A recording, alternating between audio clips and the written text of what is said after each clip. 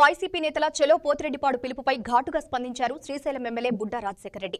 6 ఏళ్ల వైసీపీ పాలనలో రాయలసీమకు సంబంధించిన ప్రాజెక్టులపై ఏం సాధించారో చెప్పడానికి సిద్ధమా అంటూ సవాల్ విసిరారు. నాడు పోతిరెడ్డిపాడు ద్వారా తెలుగు గంగ ద్వారా రాయలసీమకు సాగునీరు అందించిన మహానుభావుడు స్వర్గీయ ఎన్టీఆర్ అని గుర్తు చేశారు. నేడు ముఖ్యమంత్రి చంద్రబాబు నాయుడు గారు అన్ని ప్రాజెక్టులను గాడిలో పెట్టారని, ప్రతి ప్రాజెక్టులో పూర్తి స్థాయిలో పుష్కలంగా నీటి నిల్వలు ఉన్నాయని స్పష్టం చేశారు. ఖరీఫ్ లో సాగునీరు సమృద్ధిగా అందించామని, ఇప్పుడు రబీ సీజన్ లో కూడా అదే స్థాయిలో నీటిని అందిస్తామని తెలిపారు. పొలాలకు ఆయకట్టు రోడ్లు వేసి భూముల విలువలు పెంచామని తెలిపారు.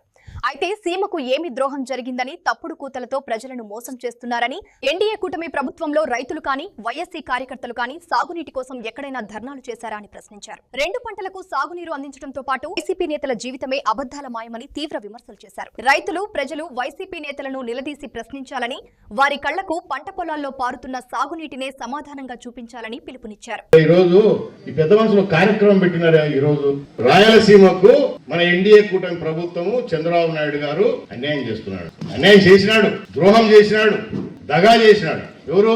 చంద్రబాబు నాయుడు అని పోయినారు. ఇప్పుడు నేను ఒకటి అడుగుతాను మిమ్మల్ని, రేపు వాళ్ళు మళ్ళీ వస్తారులే సాయంత్రానికి, వాళ్ళని అడగండి. సిద్ధాపురం నుంచి ఇప్పుడు మీ పొలాలకు నీళ్లు పారుతున్నాయో చెప్పండి.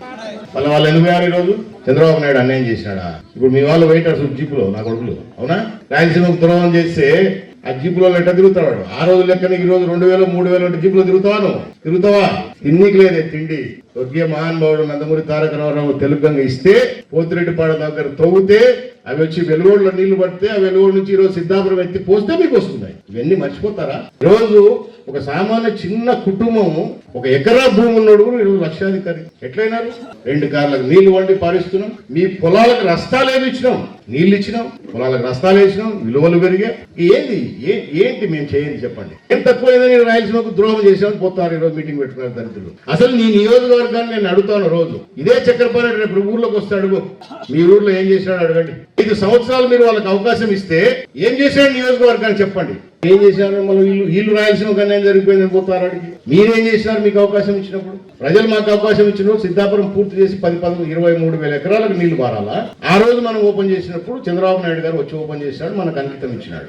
ఆ రోజే నేను ఇవన్నీ శాంక్షన్ చేయించుకున్నా. అంటే డిస్ట్రిబ్యూటర్ సిస్టమ్ కానీ, పిల్ల కాలువలు కానీ తయారు చేయాలి. మీరేమో ముద్దులు పెట్టేసరికి కోట్ల రూపాయలు ఖర్చు పెట్టి, మేము డబ్బులు తెచ్చి కష్టపడి సంవత్సరం 2 నెలల్లోనే దాన్ని పూర్తి చేసి, మీ పంటలు నీళ్లు పారిచ్చి, మీ పంటలు పండించి, తెల్లారుదాన్ని 5 గంటలకు వచ్చి కాలువలో మరి తిరిగి మీకు నీళ్లు వారిస్తే, మీ నెత్తి మీద ముద్దు పెడితే ఓట్లు తీసుకుని అవుతలేదు. సిద్ధాపురం కట్టంతా అడవి లెక్క తయారైపోయింది. చూస్తే నా కళ్ళల్లో నీళ్లు వస్తుండే. ఎంత కష్టపడి ఇష్టపడి దాన్ని తయారు చేసుకున్నాం. మా రైతులకు సంతోషంగా ఉండాలి. ఆ దరిద్ర వాళ్ళ పాలనలో గ్రీసుకు డబ్బులు లేదు. ఇప్పుడు పోయి రాయలసీమకు అన్యాయం జరుగుతుంది. పాపం పెద్ద మీటింగ్ పెట్టుకున్నారు ఈ మహానుభావులు. ఏం చెప్పాలి? ఏమిటితో కొట్టాలి?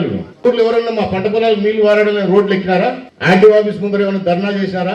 తహసీల్దార్ ఆఫీస్ ముందర ఎవరైనా మీరు ధర్నా చేశారా? లేకపోతే కలెక్టర్, జాయింట్ కలెక్టర్ ఆఫీస్ ముందర ఎవరైనా మీరు పోయి రైతులంతా పోయి ధర్నా చేశారా? పోనీ మన వద్దు ప్రజలొద్దు వైఎస్ఆర్ పార్టీలో ఎవరైనా ధర్నా చేశారా? మా పొలాలకు నీళ్లు వారడం లేదు. వాళ్ళకి రాయలసీమకు, మన ప్రాంతానికి ఏమన్నా జరుగుతుంది? ఈ రోజు ఖరీఫ్ అయిపోయింది, రబీ మొదలైంది, మీరు పంటలు వేసుకున్నారు, బ్రహ్మాండంగా మీ పంట అయిపోయిన వరకు నీళ్ళు అన్ని ట్యాంకులు ఫుల్లు పెట్టినాం. ఇన్ని మంచి పనులు చేస్తామంటే దరిద్రపు నాయకులు మళ్ళీ మాయమాటలు, మోసపు మాటలు. రాయలసీమకు అన్యాయం జరిగిపోతుంది, రాయలసీమకు అన్యాయం జరిగిపోతుంది, రాయలసీమకు అన్యాయం జరిగిపోతుంది. రోజు చెప్తుంటే ఏమైనా జరుగుతుందేమో మీరు కూడా ఆలోచన చేసి పరిస్థితికి వస్తారు. నోరు తెరిసే అబద్ధం నిర్భయంగా చెప్తుంటారు. ఇటువంటి దరిద్రులకి మీరు మళ్ళీ అవకాశం ఇస్తే పోతారు.